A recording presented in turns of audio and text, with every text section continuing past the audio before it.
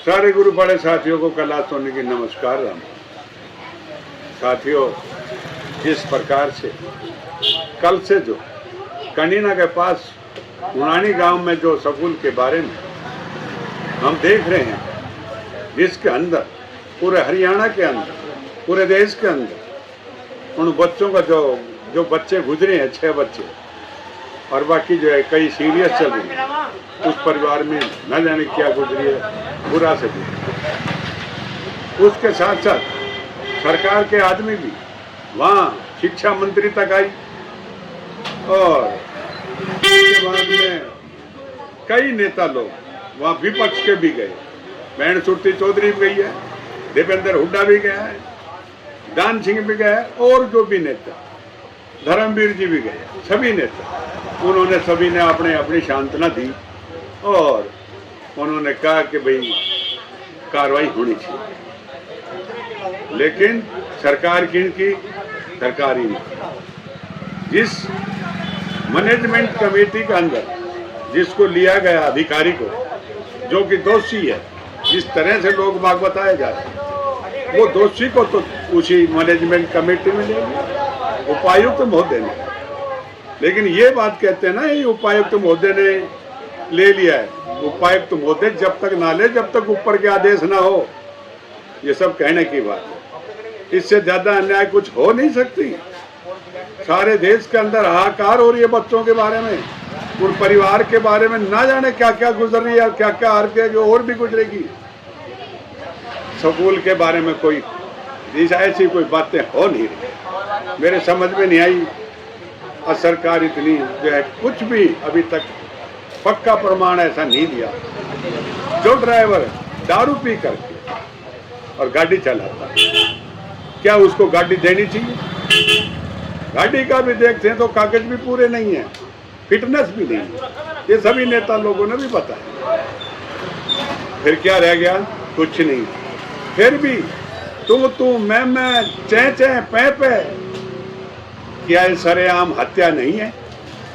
क्या ये अन्याय नहीं है?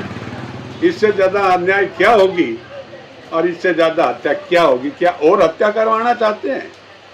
क्या इस प्रकार की अनियमितता करने के बाद भी और फिर भी ऐसा करना चाहते हैं? क्या पूरे हरियाणा के स्कूल में ना जाने कितनी कितनी गड़बड़ हरियाणा सरकार के बीच में जो आ रही है।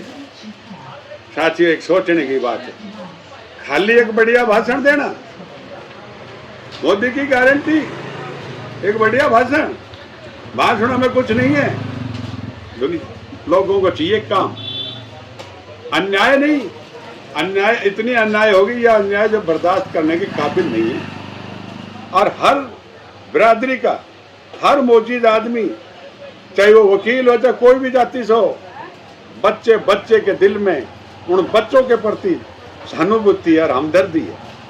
और इस बात को देखते हुए अभी तक सरकार ने कोई कार्रवाई नहीं। उसको गिरफ्तार कर लिया, उसको छोड़ दिया, उसको देख रहे हैं मैनेजमेंट कमेटी में किस अधिकारी को ले लिया, और वही अधिकारी गुनहगार है, उनको ले लिया। वहां पर भी बड़े बड़े नेता भी पहुंच गए। फिर ये क्या हो रहा है?